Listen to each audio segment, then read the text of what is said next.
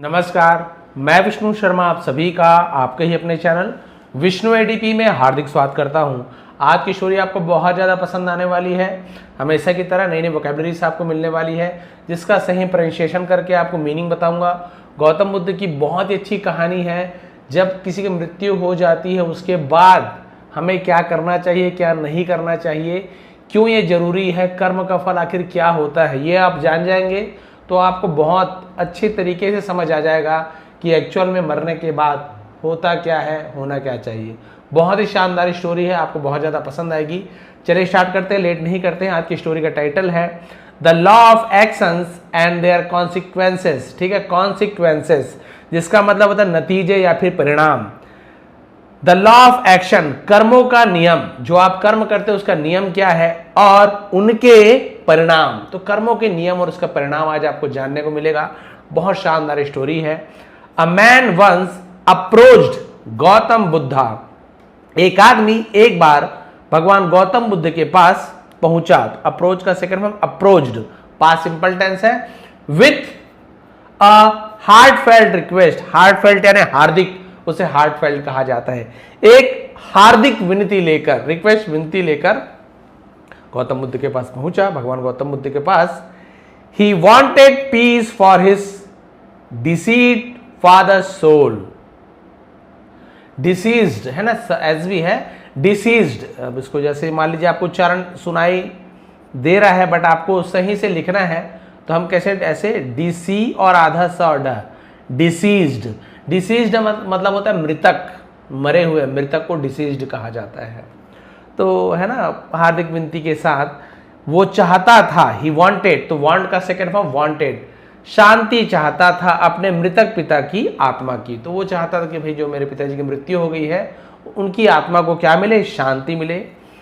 He pleaded that, और उसने, plead यानी होता है विनती करना, प्रार्थना करना, उसने प्रार्थना की दैट यानी की, हिज फादर सोल, उसके पिता की आत्मा, अपोस्ट्रोफियस का की के, पिता की आत्मा, शुड यानी चाहिए, रीच हेवन, स्वर्ग पहुंचना चाहिए। उसने कहा भाई ऐसे कुछ आप उपाय कीजिए, जो भी आप करते हो ध्यान पूजा पाठ ऐसे कीजिए कि उनकी आत्मा स्वर्ग पहुंच जाए।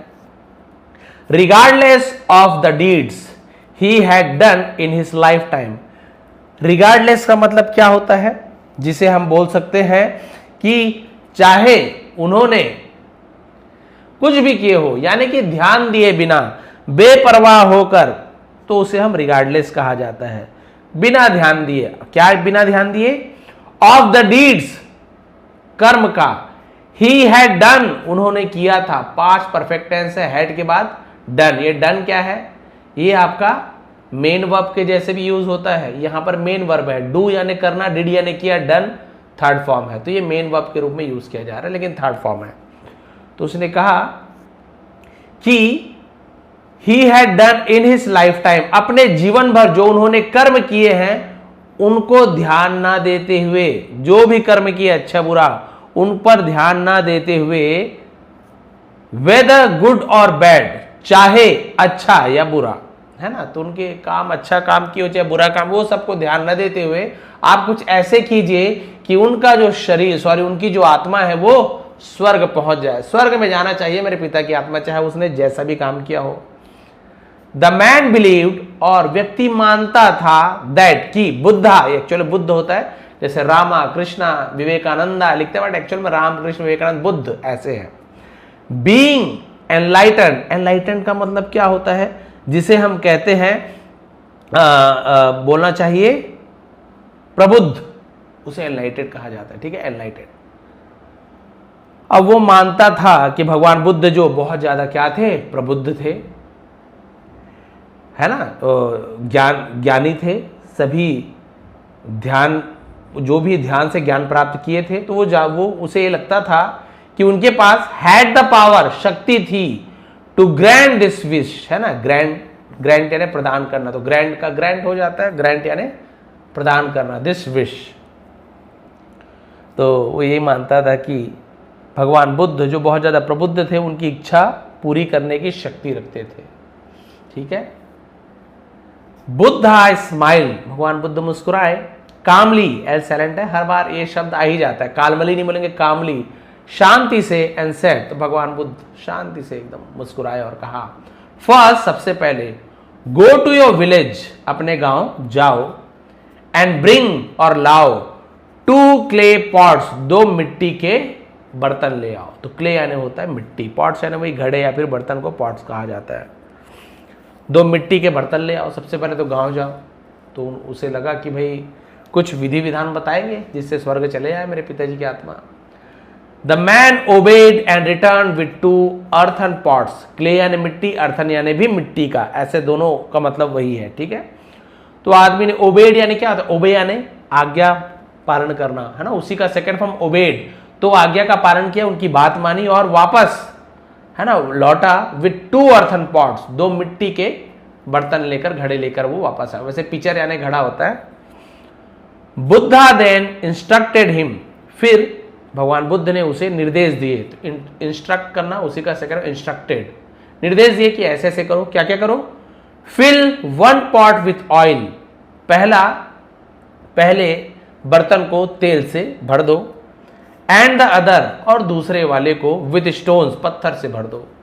2 घड़े हैं, है ना, उनके पास क्या है, बोले 2 घड़े लाया मैं, तो एक घड़े को तुम तेल से भर दो पूरी तरीके से और एक घड़े को पत्थर से भर दो।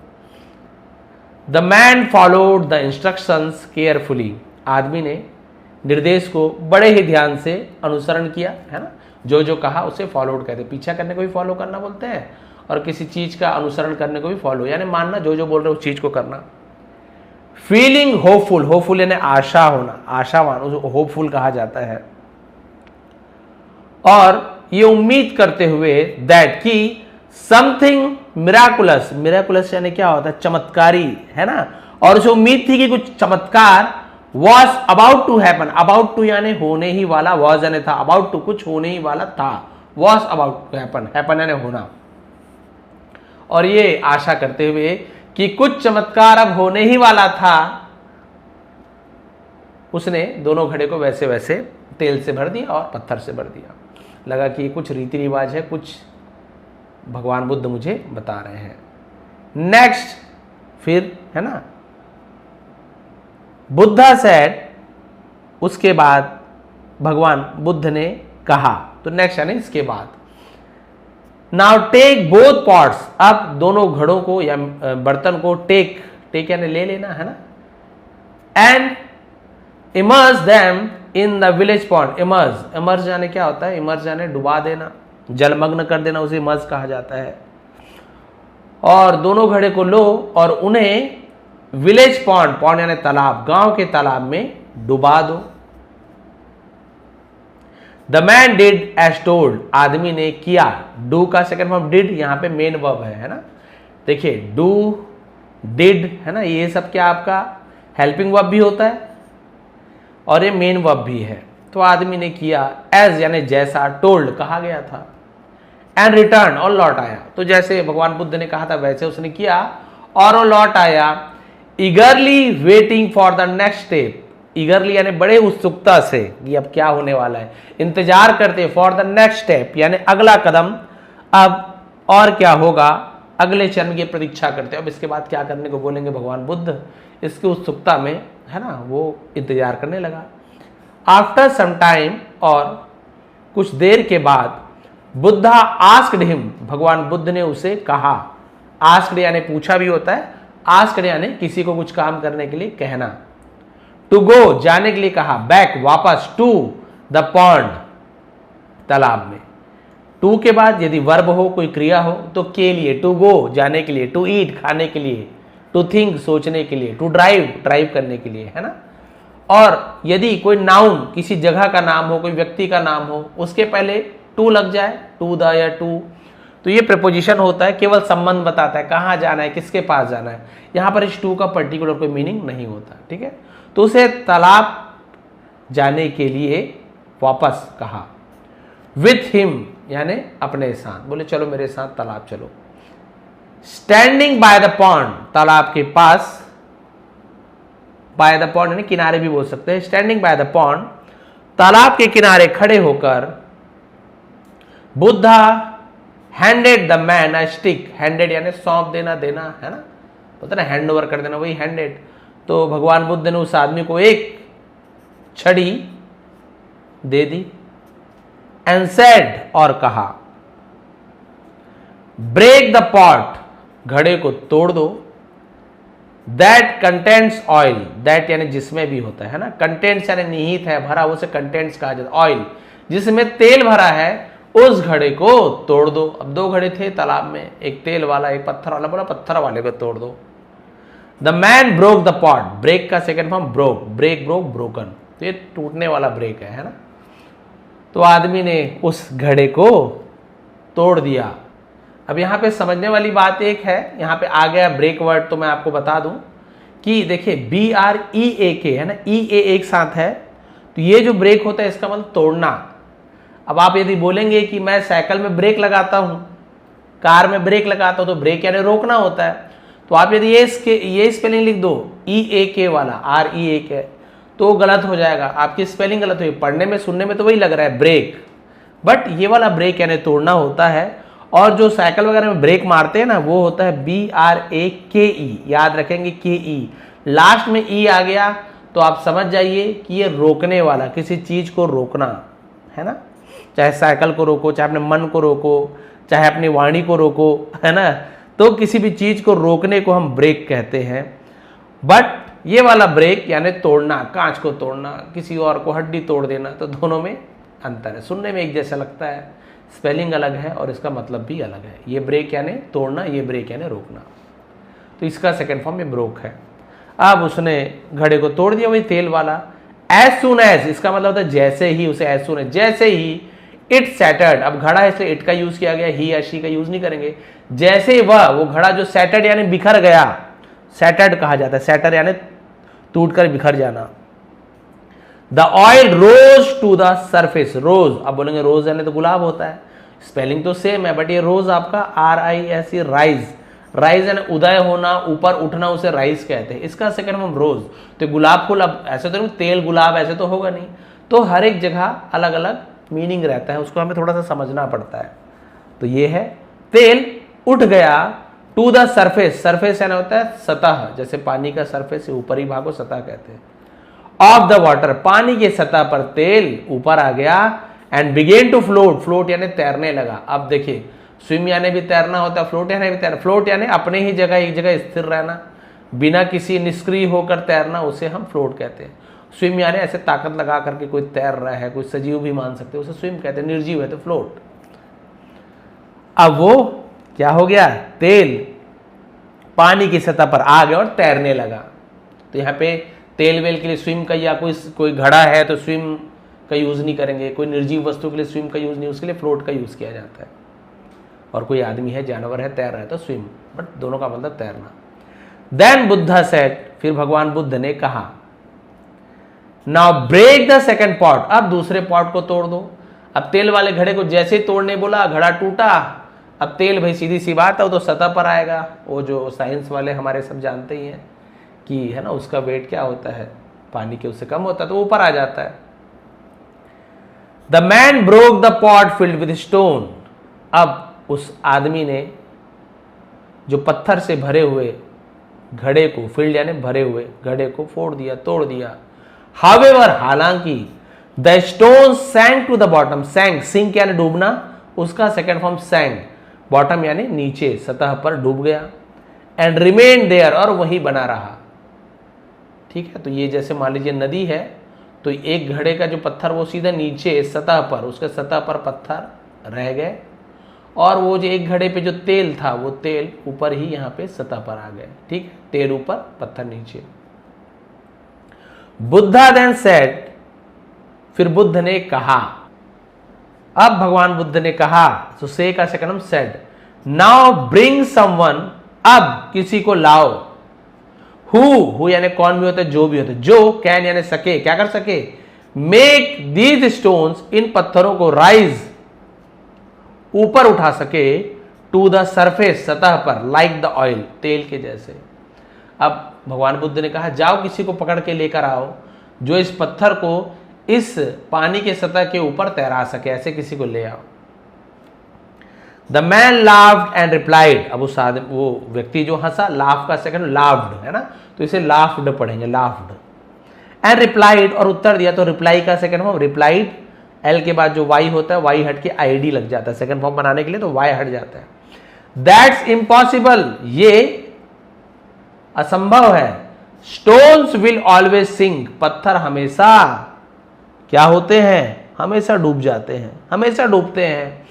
And oil will always float, और तेल हमेशा ऊपर रहता है।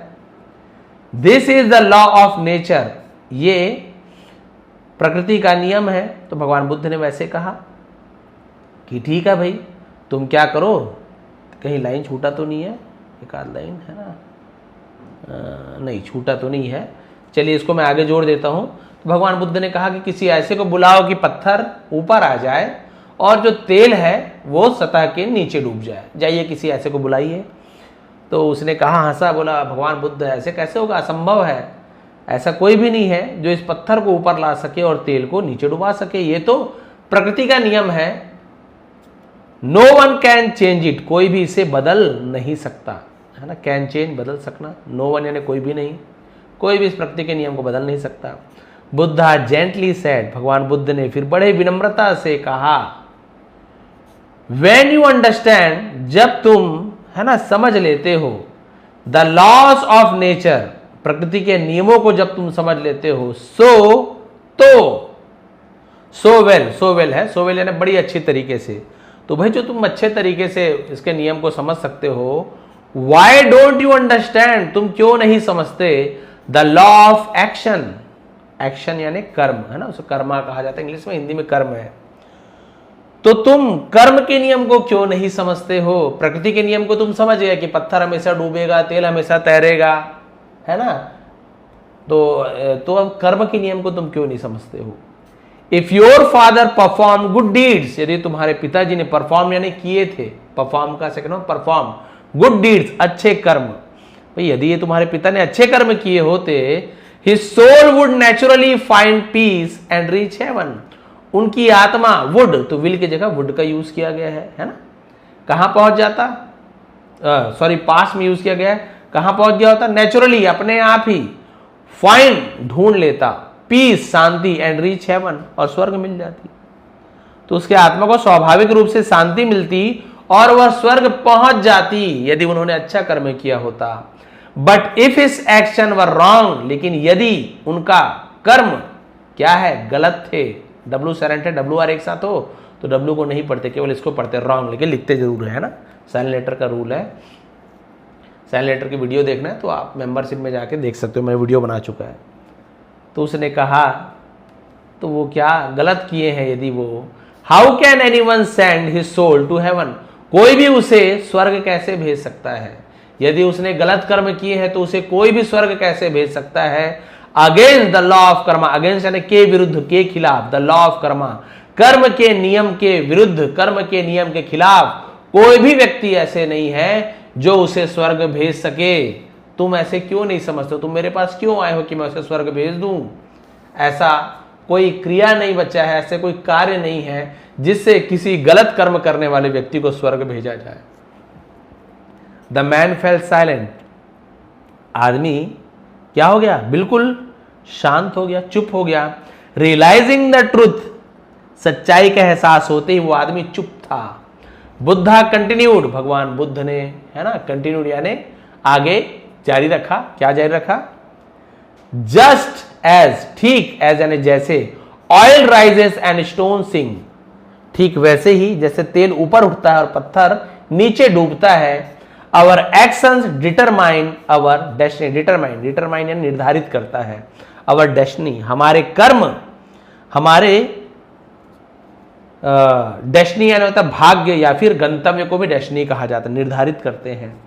No one can override this universal law, override मतलब क्या होता है, उसे बदल नहीं सकता। इस सार्वभौमिक सत्य को यूनिवर्सल लॉ कहा जाता है, सार्वभौमिक नियम, सार्वभौमिक यानी जो हर जगह, है ना, जैसे क्या बोल सकते हैं, सार्वभौमिक सत्य क्या होता है, जैसे कि हम बोल सकते हैं यूनिवर्सल ट्रूथ, सूरज पूर्व से निकलता है, आप बोलोगे दूसरी जाति वाले कुछ बोल रहे, दूसरे धर्म वाले, नहीं, वो सार्वभौमिक सत्य है। वैसे ही ये यूनिवर्सल लॉ है कि जो जैसा कर्म करेगा वैसे ही फल भोगेगा, उसका भाग्य वैसा ही बनेगा। This story beautifully explains one of our life's most important principles. Principles यानी यहाँ पे प्रिंसिपल यानी सिद्धांत ऐसे होता है, ठीक है। तो यह कहानी हमारे जीवन के महत्वपूर्ण सिद्धांतों में से एक है। द लॉ ऑफ कर्मा, कर्म का नियम। Every action we take has consequences. हर कार्य है ना, हम हर जो कर्म करते हैं उसके परिणाम होते हैं। जो भी कर्म करो उसके परिणाम होते हैं। अच्छे कर्म के अच्छे परिणाम, बुरे कर्म के बुरे परिणाम। व्हाट वी डू, हम जो भी करते हैं, वेदर, चाहे गुड और बैड, चाहे अच्छा हो या बुरा हो, इवेंचुअली यानी अंततः, आखिरकार, कम्स बैक टू अस, हमारे पास ही आता है। अच्छे कर्म करेंगे, अच्छा कर्म का फल हमारे पास लौट के आता है। बुरे कर्म करेंगे तो बुरा हमारे पास लौट के आता है। इन लाइफ, जीवन में, इट इज एसेंशियल यानी आवश्यक है, जरूरी है, उसे एसेंशियल कहा जाता है, अत्यंत आवश्यक है। टू रिमेंबर दैट, ये याद रखना कि our action shape our future, हमारे कर्म हमारे भविष्य का आकार बनाते, आकार देते। हमारा भविष्य कैसा होगा ये हमारा कर्म निर्धारित करता है। वी कैन नॉट escape यानी बच निकलना, the result of what we do, हमने जो भी किया उसके परिणाम से हम बच नहीं सकते। वेदर, चाहे, द कॉन्सिक्वेंसेस कम इमीडिएटली और लेटर, चाहे परिणाम, नतीजा तुरंत आए चाहे बाद में आए। कई बार लगता है ना कि हम अच्छे कर्म कर रहे हैं, कुछ मिल नहीं रहा है, बुरा ही मिल रहा है। तो यही कहा गया, कई बार परिणाम लेट से आएंगे, लेकिन आपने अच्छा कर्म किया तो अच्छा नतीजा आपको मिलेगा, भले लेट से मिलेगा। या बुरे कर्म कर रहे हो तो जरूरी नहीं आज आपने बुरा कर्म किया कल आपको फल मिल जाए। इस जन्म में तो आपको भोगना ही है, लेट से आएगा लेकिन आपको उसके फल जरूर मिलेगा। और क्या है आगे, दे आर इनविटेबल यानी अपरिहार्य, जो बिल्कुल होके ही रहेगा उसे इनविटेबल कहा जाता है। It is like an invisible system, है ना, कॉन्स्टेंटली रिकॉर्डिंग एवरीथिंग।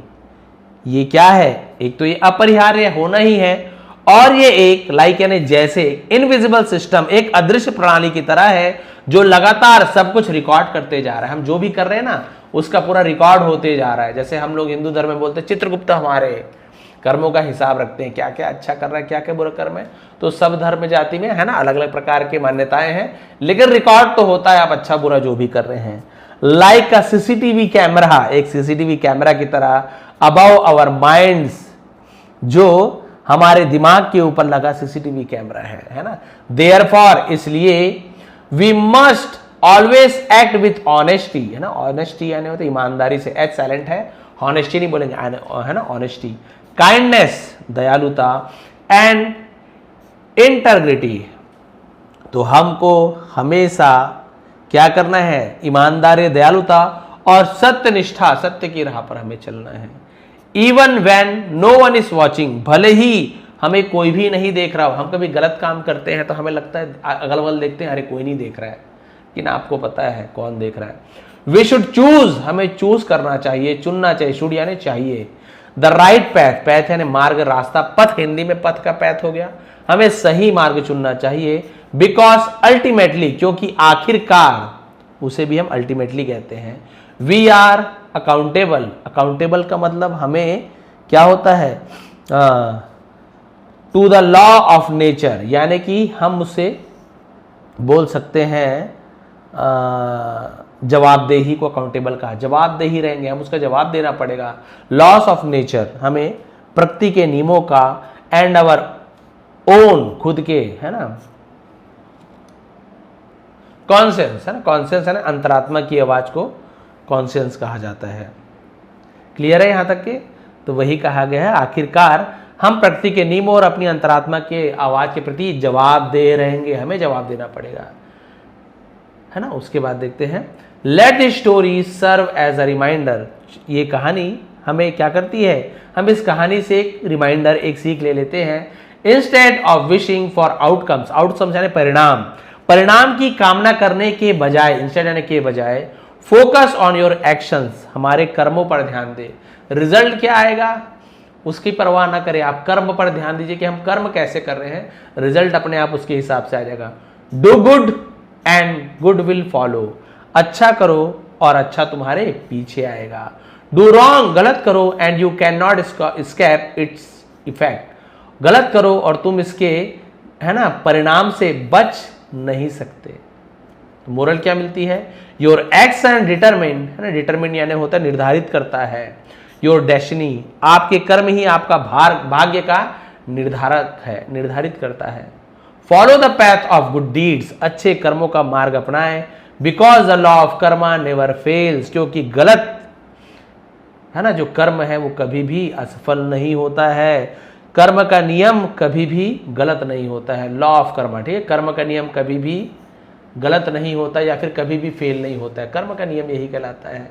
अच्छे कर्म करोगे तो अच्छा फल, बुरे कर्म करोगे तो बुरा फल मिलेगा। बहुत से लोगों का कमेंट्स भी आता है कि सर बहुत से लोग ऐसे हैं, हमने देखा या फिर हम ही उनमें से एक है, हम बहुत अच्छे अच्छे कर्म करते हैं लेकिन रिजल्ट हमारा हमेशा बुरा आता है, और हमने बहुत से ऐसे व्यक्तियों को देखा है जो गलत गलत कर्म कर रहे हैं, बुरे कर्म कर रहे हैं, है ना, कोई गलत तरीके से पैसा कमा रहा है, कोई किसी को मार पीट के पैसा कमा रहा है, कोई गलत धंधा कर रहा है, वो अच्छे सुख से हैं, पैसा कमा रहे हैं और वो सुखी हैं, और एक ईमानदार व्यक्ति, ईमानदारी से काम करने वाला कोई कर्मचारी है, मेहनती मजदूर है, सच बोलने वाला, वो बेचारा हमेशा दुख पा रहा है। तो बोलेंगे भाई आपका कर्म का नियम तो गलत हो गया, यहाँ पे भगवान है ना ऐसे सर आपने जो कहा कर्म का नियम ये तो गलत हो जाता है।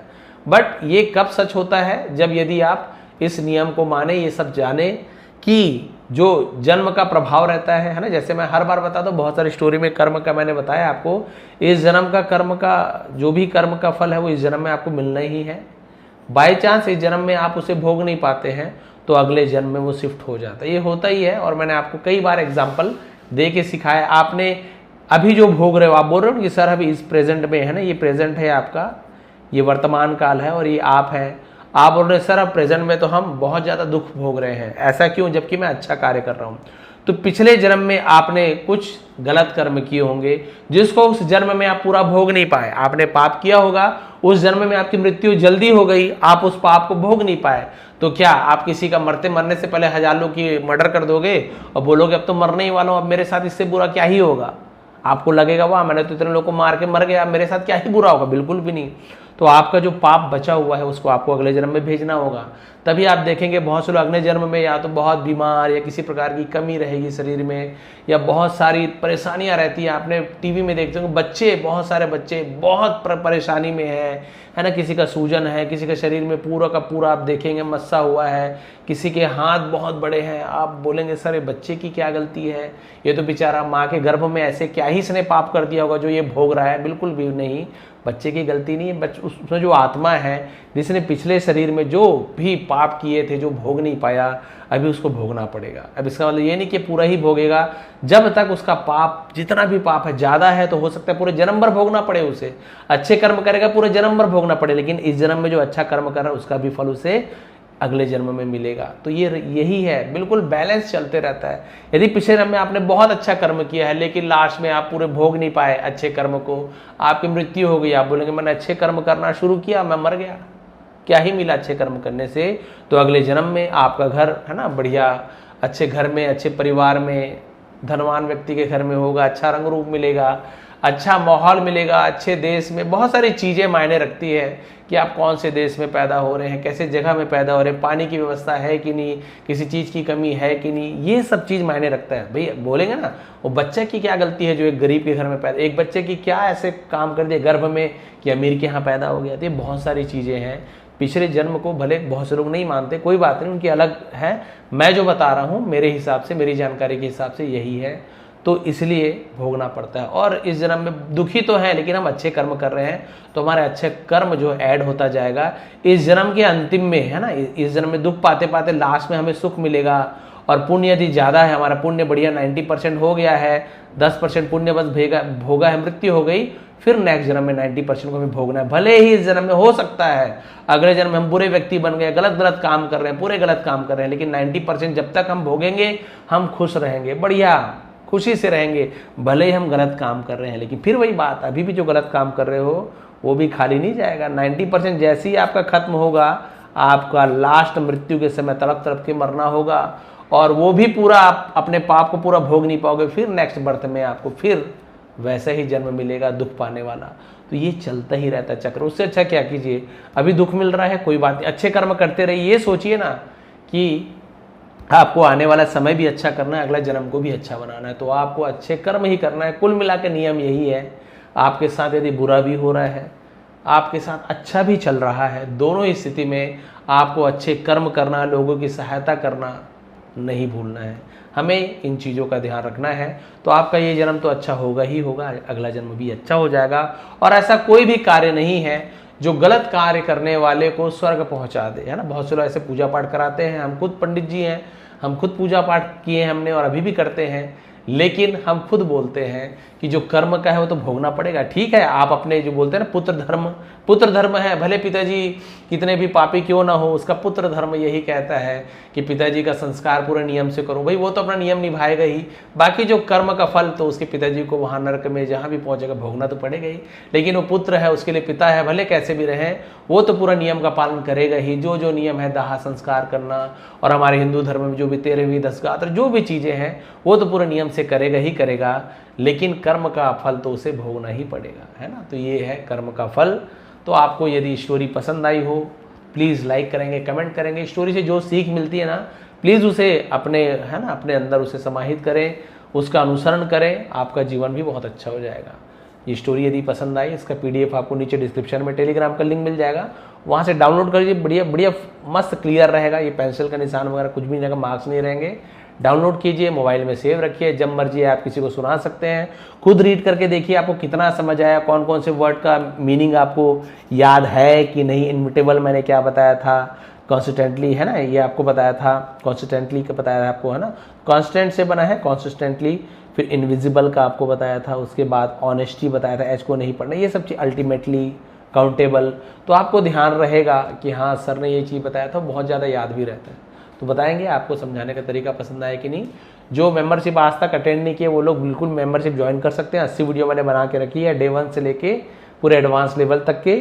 और बाकी जिन्होंने मेरी वीडियो देख ली वो अभी प्लीज़ मेंबरशिप ज्वाइन नहीं करेंगे, क्योंकि नई वीडियो अभी नहीं आ रही है। जैसे नई वीडियो आएगी मैं वीडियो बना के सूचना दे दूंगा आपको, फिर से नई वीडियो आएगी और उसे आप लोग ज्वाइन कर सकते हैं। बाकी जिन्होंने एक भी वीडियो नहीं देखी है वो प्लीज़ सब्सक्राइब बटन के बगल में ज्वाइन बटन है, ज्वाइन हो जाइए और डे 1 से लेकर के पूरी वीडियो आप लोग देख लीजिए। आप सभी का बहुत बहुत धन्यवाद। आपका दिन शुभ रहे।